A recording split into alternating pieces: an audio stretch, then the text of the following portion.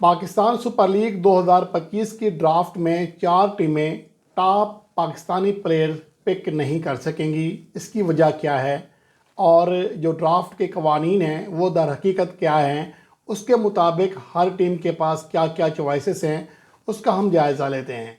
और उसके अलावा एक मकामी टीवी चैनल ने ये रिपोर्ट दी है कि चंद जो टॉप गैर मुल्की प्लेयर्स हैं उनकी कैटेगरीज भी सामने आ गई हैं कि कौन सा प्लेयर किस कैटेगरी में पिक किया जा सकता है। तो उसके हवाले से जो 40 टॉप गैर मुल्की प्लेयर्स हैं वो प्लाटिनम कैटेगरी में हैं, उनमें से बामुश्किल 6 से 7 पाकिस्तान सुपर लीग का हिस्सा बन सकेंगे। ये मैं आपको मैक्सिमम बता रहा हूँ। तो और बाकी प्लेयर्स अनसोल्ड रहेंगे। तो इसके हवाले से भी बड़ा मुकाबला होगा कि किस टीम को क्या ज़रूरत है। और अगर पीएसएल के जो ड्राफ्ट के कवानीन हैं उसके ऊपर देखें तो 4 टीमें मज़ीद कोई खिलाड़ी पाकिस्तानी खिलाड़ी प्लाटिनम कैटेगरी में नहीं ले सकती हैं, क्योंकि ऑलरेडी वो दो दो पाकिस्तानी प्लेयर्स प्लाटिनम कैटेगरी में रिटेन कर चुकी हैं। और पीएसएल ड्राफ्ट के कवानीन में ये ला भी है कि आप जो टॉप 3 कैटेगरीज़ हैं प्लाटिनम, डायमंड और उसके साथ साथ गोल्ड, इनमें तीनों जो प्लेयर्स हैं ना ही गैर मुल्की हो सकते हैं ना ही तीनों पाकिस्तानी हो सकते हैं। कम से कम आपको एक प्लेयर मुल्की और एक गैर मुल्की रखना पड़ता है।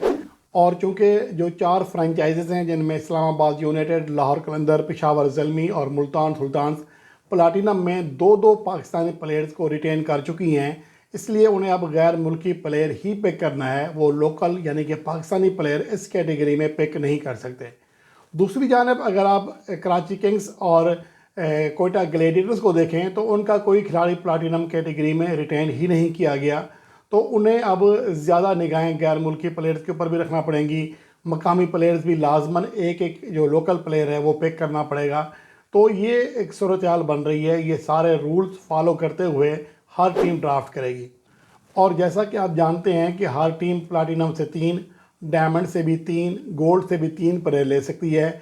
सिल्वर कैटेगरी में 5 प्लेयर और उसके अलावा एमर्जिंग प्लेयर कैटेगरी से 2 प्लेयर्स, जबकि जो 4 प्लेयर्स हैं वो सप्लीमेंट्री पिक के ज़रिए हासिल किए जा सकते हैं।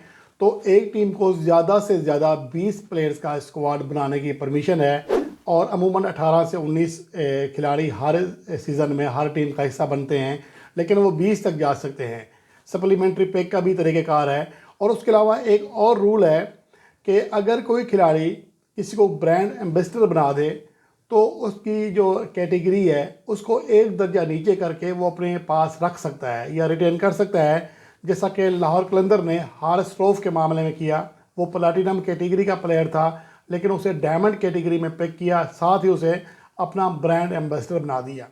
इसके अलावा अगर कोई खिलाड़ी रिटायर हो या कम से कम 1 साल से कोई इंटरनेशनल मैच ना खेला हो तो उसको अगर आप अपना मेंटोर बना दें तो उसको भी आप एक कैटेगरी नीचे करके पिक कर सकते हैं, जैसा कि इमाद वसीम के मामले में इस्लामाबाद यूनाइटेड ने किया।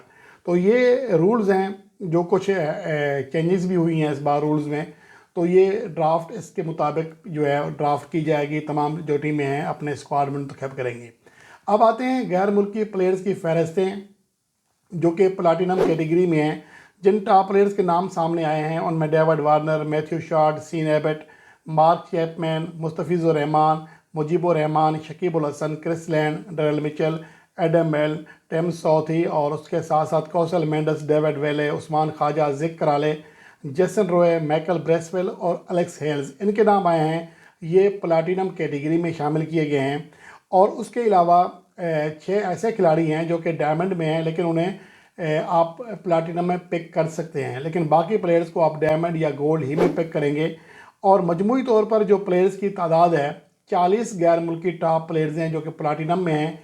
87 प्लेयर्स जो हैं वो डायमंड कैटेगरी में शामिल किए गए हैं, जबकि 165 प्लेयर जो गोल्ड कैटेगरी में शामिल किए गए हैं। ये तमाम गैर मुल्की प्लेयर्स की बात कर रहा हूँ और जो लोकल पाकिस्तानी प्लेयर्स हैं वो इसके अलावा हैं। तो ये तरीक़ाकार है। अब 13 जनवरी को, जैसा कि मैंने पहले बताया था कि 11 जनवरी के बजाय अब 13 जनवरी को ड्राफ्ट होनी है और उसी के मुताबिक ही टीमें सेट की जाएंगी। अब देखना ये है कि जैसे जैसे अपडेट आती हैं पाकिस्तान सुपर लीग के हवाले से, क्योंकि इस बार एक तो ट्रेड नहीं हुई है और उसके अलावा कुछ आपको हैरानकुन चेंजिंग इसलिए नज़र आएंगी कि बहुत सारे स्टार्स पहली बार पाकिस्तान सुपर लीग के ड्राफ्ट में शामिल हुए हैं।